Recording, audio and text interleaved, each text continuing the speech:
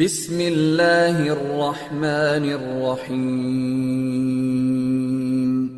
رب زدنی علما شهر رمضان الذي أنزل فيه القرآن هدى للناس وبينات من الهدى والفرقان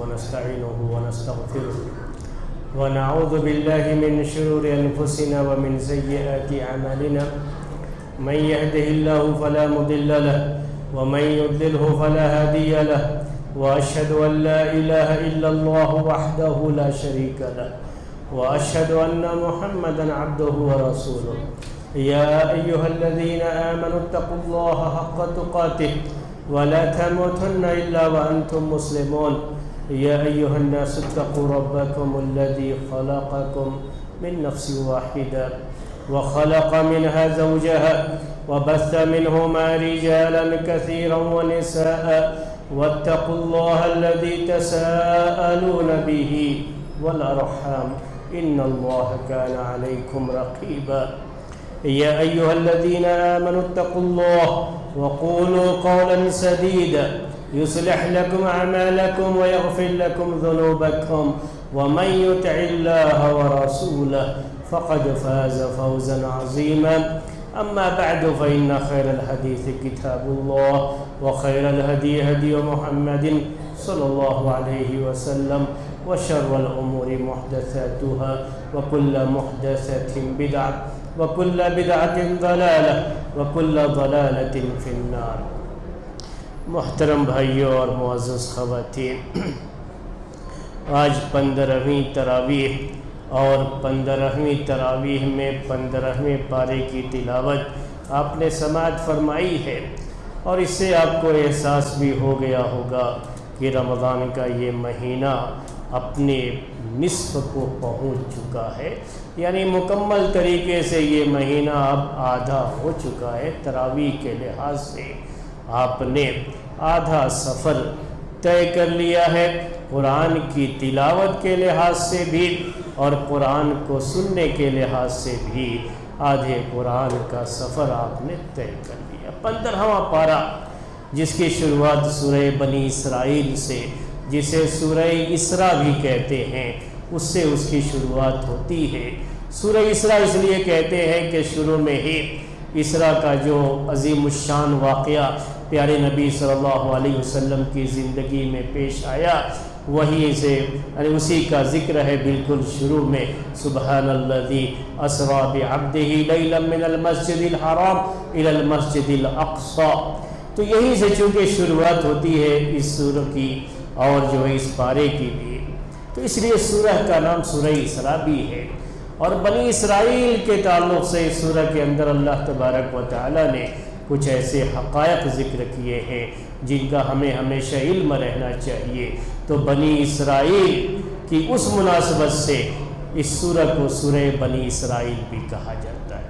تو بنی اسرائیل جسے آپ قوم یہود بھی کہتے ہیں، یہودیوں کے بارے میں بار بار سنتے رہتے ہیں۔ آج دنیا کے ہر نیوز پیپر میں، ہر جو ہے چینل پہ آپ خبریں سنتے رہتے ہیں، پڑھتے رہتے ہیں کہ فلسطین میں اور غزہ میں کس طریقے سے صہیونیوں نے، یہودیوں نے، یہی بنی اسرائیلی کو بنی اسرائیل کہا جاتا ہے، انہوں نے جو اودھم مچا رکھی ہے اور جس طرح سے یہ مسلمانوں کے ساتھ وہاں سلوک کر رہے ہیں، وہ پوری جو داستان ہے ان کی، تاریخ ہے ان کی، اس تاریخ کی طرف اشارہ کیا گیا ہے اس سورہ کے اندر۔ تو اللہ تبارک و تعالیٰ نے کہا اس سورہ کے اندر ان کے تعلق سے جو بات ذکر کی گئی ہے وہ پہلے بیان کر دوں آپ کے سامنے۔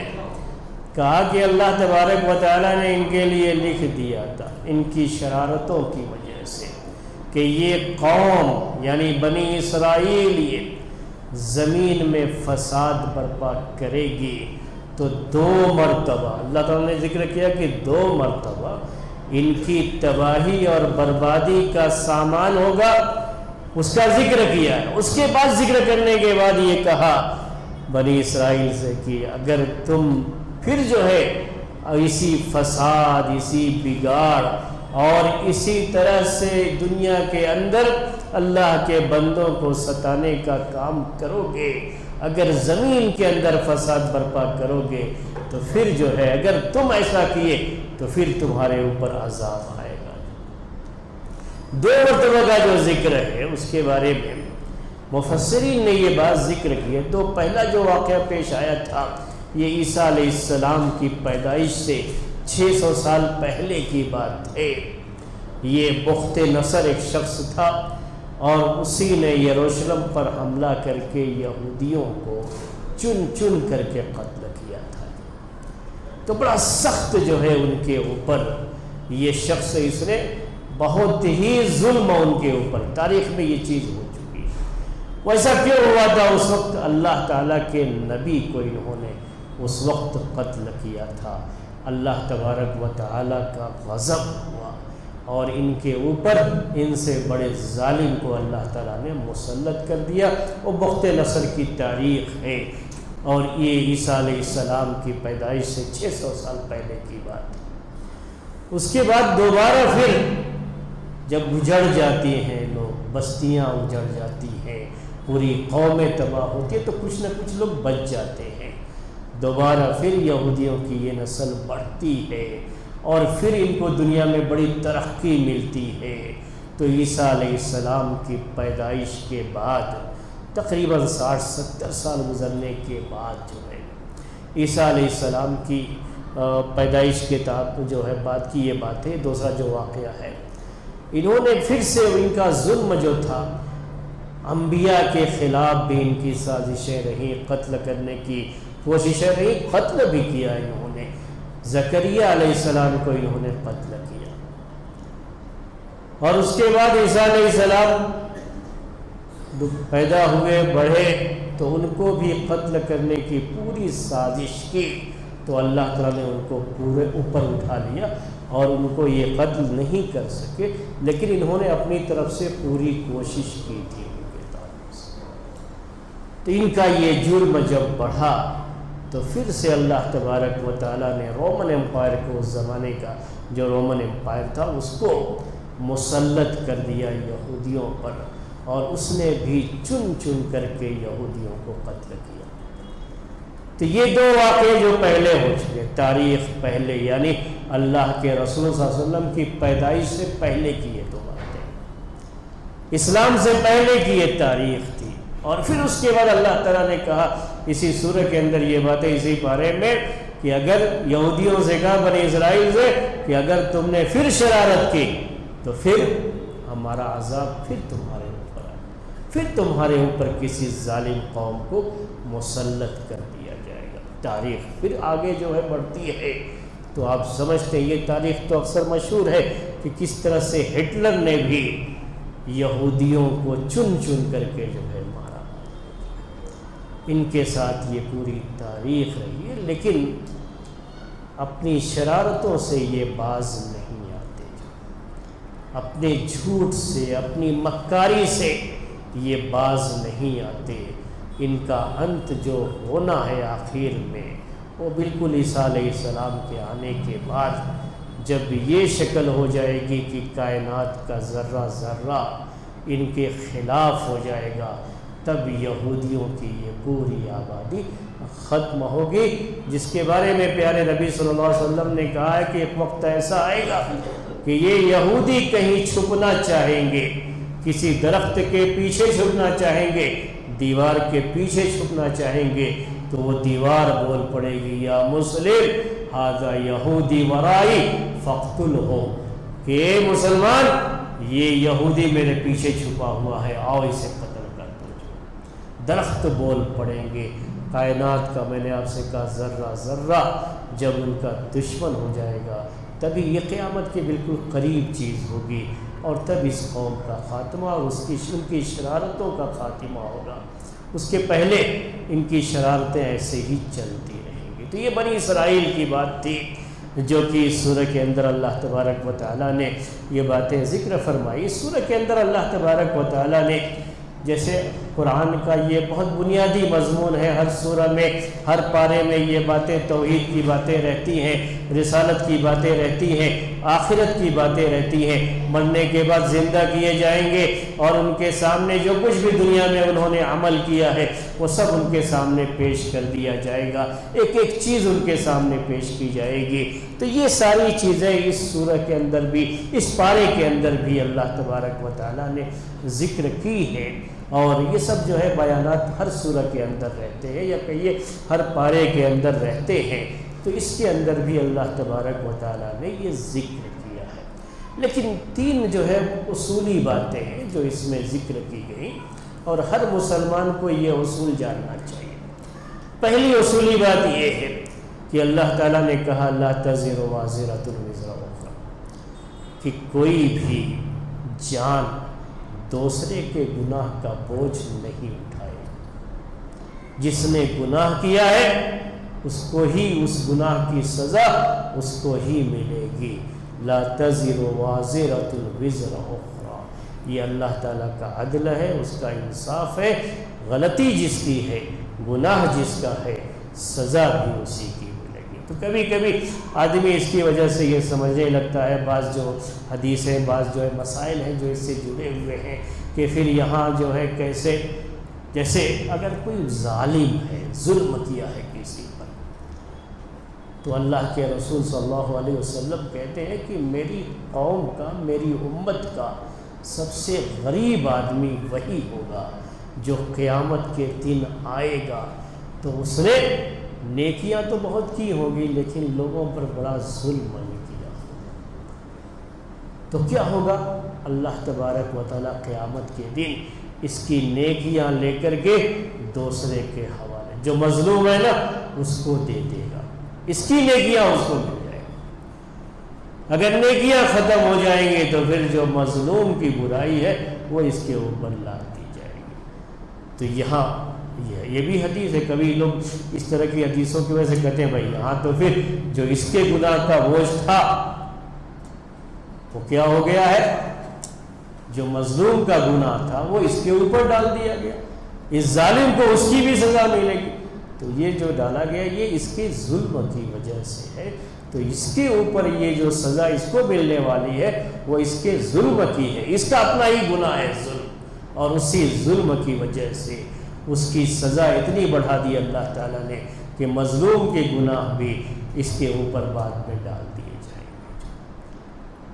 ایک اصولی بات تھی، یہ جو ہے اصولی بات ہے. اور بھی بہت سی چیزیں جو اس سے جڑی ہوئی ہیں وہ حدیث کی کتابوں میں وہ چیزیں بیان کی گئی ہیں، میں اس تفصیل میں نہیں جاتا.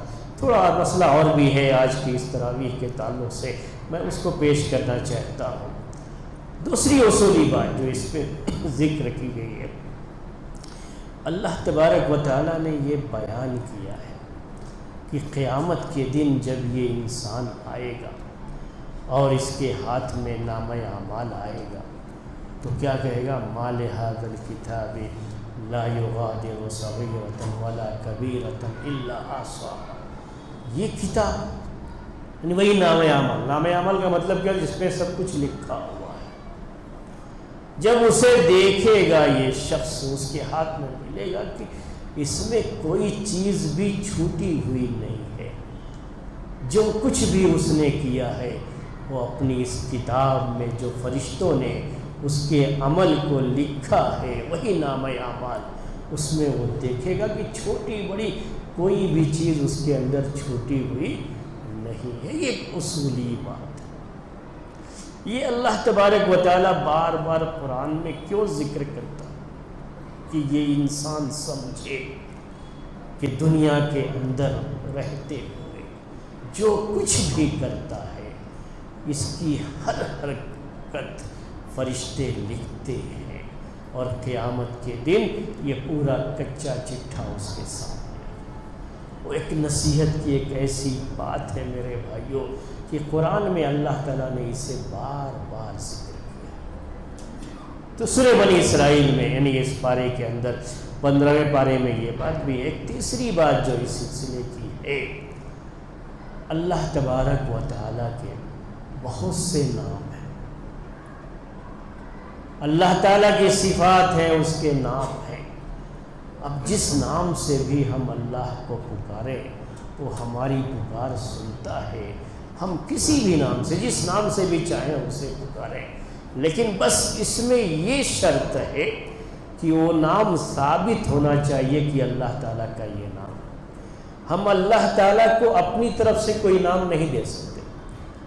اللہ تعالیٰ نے خود اپنا جو نام رکھا ہے وہی نام ہے اس کا، جو اس نے بتایا ہے، چاہے وہ قرآن میں نام ہو یا حدیث میں وہ نام ہو، تو پھر اسی نام سے ہم اس کو پکاریں گے۔ لیکن اس کے نام بہت سے ہیں، جس نام سے بھی ہم پکاریں گے، ہم یا رحمان کہیں گے، یا اللہ کہیں گے،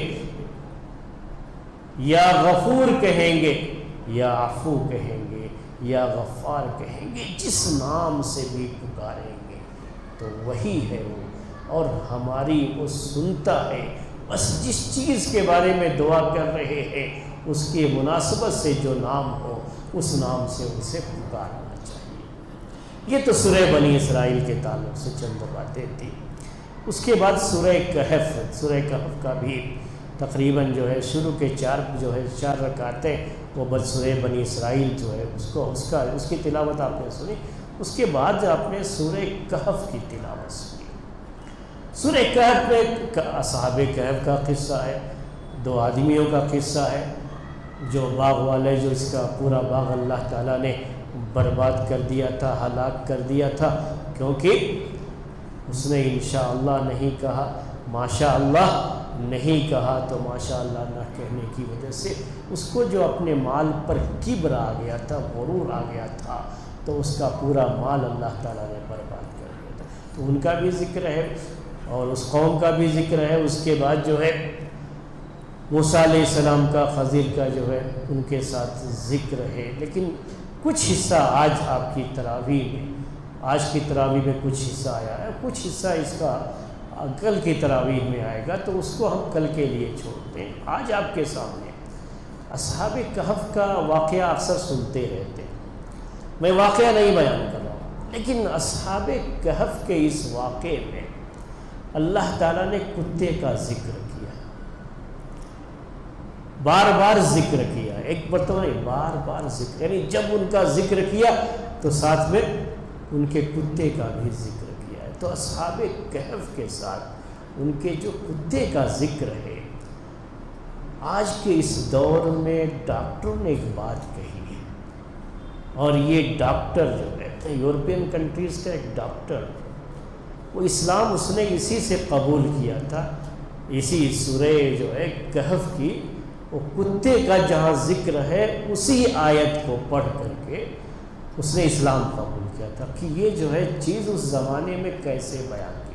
اس نے ریسرچ کیا، اور جب ریسرچ میں ایک بات سامنے آئی تو اس نے اسلام قبول کر لیا کہ یہ حق ہے اور یہ کسی انسان کا کلام نہیں ہو سکتا۔ اس زمانے میں یہ بات کیسے کہی جا سکتی ہے؟ تو میں صرف وہی بات آپ کے سامنے پیش کرتا ہوں۔ بقیہ صحابہ کہف کی بات جو ہے، وہ چند نوجوان تھے، انہوں نے وہ ایمان جو ان کے اندر تھا، ایمانی قوت تھی، وہ چیزیں خطبوں میں بھی سنتے ہیں، دروس میں پہلے میں خود بھی آپ کے سامنے پیش کر چکا ہوں۔ تو جو ذکر تھا کتے کا، بعض لوگوں نے ایسے بھی بیان کیا، بعض مفسرین نے، کہ کتا ان کے ساتھ رہا، تو دیکھو اللہ تعالیٰ نے ان کے ساتھ کتے کا بھی ذکر کیا، جبکہ کتا اسلامی احکام کے اندر، اسلامی شریعت میں یہ کتا پالنے والا جانور نہیں ہے، انتہائی نجس جانور، کہ اگر برتن میں منہ لگا دے تو پیارے نبی صلی اللہ علیہ وسلم نے کہا کہ 7 مرتبہ دھونا اور 1 مرتبہ مٹی سے دھونا، اور کہا کہ جس گھر میں یہ کتا چلا جائے، کتا رہے، تو وہاں رحمت کے فرشتے نہیں آتے ہیں۔ سختی سے منع کیا ہے کتا پالنے سے۔ اللہ کے رسول صلی اللہ علیہ وسلم نے کہا اگر کوئی کتا پال لیتا ہے، جن کتوں کو پالنے کی اجازت ہے 3 طرح کے وہ کتے، اس کے علاوہ اگر کوئی پالتا ہے تو کہا روزانہ اس کا جو عمل ہے نا، اس میں سے 2 قیرات عمل کم ہو جاتا ہے، اس کی نیکیاں کم ہو جاتی ہیں۔ تو اسلام جس میں جو شریعت ہماری ہے، اس شریعت میں کتے کے تعلق سے، اور کتے کو نہ پالنا، کتے کو ساتھ نہ رکھنا، اتنے سخت احکام ہیں لیکن اصحاب کہف کے ذکر میں کتے کا ذکر بار بار آتا ہے. تو بعض ہمارے جو ہے بھائی لوگ کیا کہہ دیتے ہیں، دیکھو وہ کتا نیک لوگوں کے ساتھ رہا تو وہ بھی نیک بن گیا، اللہ تعالیٰ نے اس کا. یاد رکھیے اگر آپ جو ہے گدھے کو مکہ لے کے چلے جائیں گے تو اس کی وجہ سے اس میں کوئی فرق نہیں پڑ جائے گا. کتے کو چاہے کسی بھی مقدس جگہ پہ لے کے چلے جائیں، لے کے اس سے کوئی فرق نہیں پڑے گا، پھر بھی اس کے بارے میں جو حکم ہے وہی حکم رہے گا. تو یہ کوئی اس کی خاص بات نہیں ہوئی ہے. تو اب میں آپ کے سامنے وہ بات ذکر کرتا ہوں کہ وہ جو ہے ایک ڈاکٹر کی بات ہے. سر یہ جو لوگ اسلام قبول کرتے ہیں تو ان سے باقاعدہ انٹرویو لیے جاتے ہیں کہ آپ نے اسلام کیوں قبول کیا. تو ایسے ہی ایک جو ہے اسلام قبول کرنے والے ڈاکٹر سے انٹرویو لیا گیا تو اس نے اپنی یہ بات ذکر کی ہے، وہ میں آپ کے سامنے پیش کرتا ہوں. کہا کہ جب اس نے، وہ بڑا دشمن تھا اسلام، بڑا دشمن تھا، بہت بڑا دشمن، لیکن چونکہ وہ ریسرچ کرتا تھا، ڈاکٹر جو ایسا تھا وہ جو ریسرچ بہت زیادہ کرتا تھا، تو ایسے لوگوں کو پڑھنے کی بڑی عادت ہوتی ہے. تو کسی مسلمان نے اس کو کہیں جا رہا تھا، سفر میں اس کو جانا تھا، بیٹھا ہوا تھا، تو کسی مسلمان نے اس کو مصحف دے دیا. قرآن کا ترجمے کا لوگ تقسیم کرتے رہتے ہیں جگہ جگہ پر، تو اس کو دے دیا. وہ شخص تو انتہائی کٹر دشمن تھا اور قرآن کا یہ بڑا سخت مخالف تھا. اس نے لے لیا، اس کے ذہن میں یہ تھا کہ کہیں یہ کوڑے کے ڈبے میں ڈال دوں گا اس کو، اور اسی نیت سے اس نے لیا تھا. اس کے بعد اس کی تاریخ میں یہ بات ذکر کی گئی ہے کہ وہ خود کہتا ہے کہ پھر اسے یاد نہیں رہا، وہ اپنے پاس رکھا، اور اس کی فلائٹ کا جب اناؤنسمنٹ ہوا تو وہ چلا گیا، تو اس کے ہاتھ میں وہ رہ گیا. اور جب ہاتھ میں ہے، اب فلائٹ میں ہے، کچھ کام اور نہیں ہے، تو ایسے لوگوں کو پڑھنے کی بڑی عادت ہوتی ہے. تو وہی کھول کر کے اس نے کیا کیا، دیکھتے ہیں کیا ہے اس کے اندر، کیا لکھا ہوا ہے. تو سورہ کہف کی یہ جو اصحاب کہف کا جو بیان ہے جس میں کتے کا ذکر ہے، میں وہ بیان کرنا چاہ رہا ہوں آپ کو، کہ اس میں یہ بیان ہے کہ اللہ تبارک و تعالیٰ نے اصحاب کہف کے بارے میں کہا ہے. جب ان کو سلا دیا گیا، 300 سال سے بھی زیادہ وہ سوئے رہے ہیں، تو اس میں یہ ہے کہ وَنُقَلِّبُهُمْ ذَاتَ الْيَمِينِ وَذَاتَ الشِّمَالِ، کہ ہم اس کو پلٹتے تھے. اصحاب کہف کو اللہ تعالیٰ کی طرف سے کیا انتظام تھا کہ کروٹ ایک مرتبہ یہ ہے تو پھر دوسری کروٹ ہو جائیں گے، تو ان کی وہ کروٹیں بدلتے رہتے ہیں. یہ بیان ہے اس کے اندر. نقلبہم، اللہ تعالیٰ کیا کہتا ہے کہ ہم بدلتے رہے ان کو. تو اس کے بارے میں وہ کوئی بھی چیز سمجھ سکتا ہے کہ جو زمین ہے، مٹی ہے، اگر ایک ہی حالت میں جو اس انسان کی اسکن ہے، یہ جلد ہے، یہ اگر اس پر رہے تو وہ سڑنے لگے گی.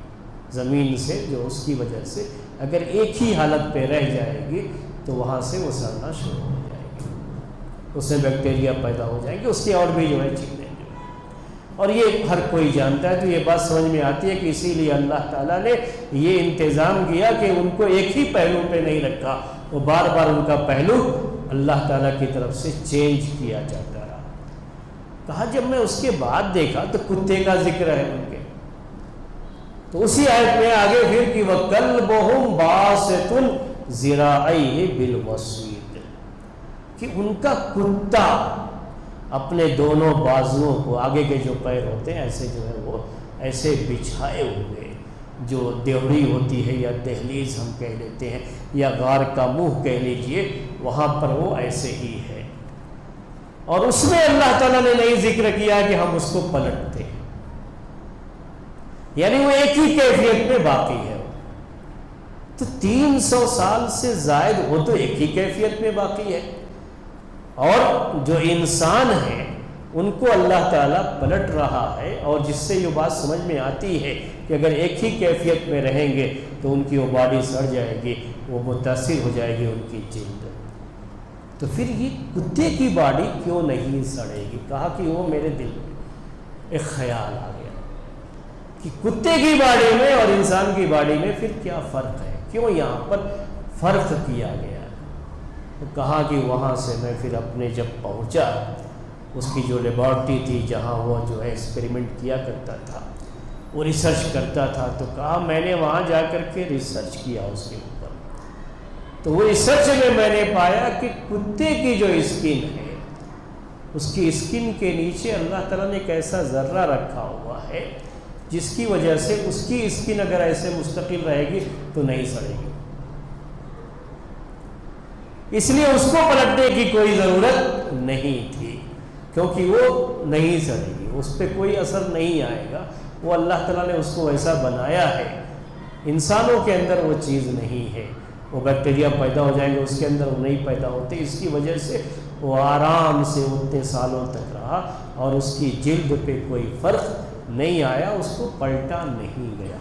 یہ اتنی بڑی چیز آج ہم ریسرچ سے جانتے ہیں، کچھ ڈاکٹر نے سوچا اس زمانے میں اس کو، اور وہ بھی عرب کے اس علاقے میں، اس نبی کے پاس جو لکھنا پڑھنا نہیں جانتا تھا، وہ قوم جو اس طرح کی چیزوں سے اس کا کہیں دور دور تک واسطہ نہیں تھا، سائنس وغیرہ سے کوئی دور دور تک واسطہ نہیں تھا، اس زمانے میں اس کو ذکر کیا گیا ہے، تو ظاہر سی بات ہے کہ یہ خود سے نہیں بیان، وہ نبی خود سے یہ بات نہیں کہہ سکتا، یا کسی انسان سے سیکھ کر کے نہیں کہہ سکتا، یہ ضرور پھر اللہ، واقعی جو یہ کہتے ہیں مسلمان کہ یہ اللہ کا کلام ہے، تو واقعی یہ اللہ کا کلام ہے، اور یہ سبب بنا کہ اس نے اسلام قبول کر لیا اس کے بعد کہ یہ ایک سچا مذہب۔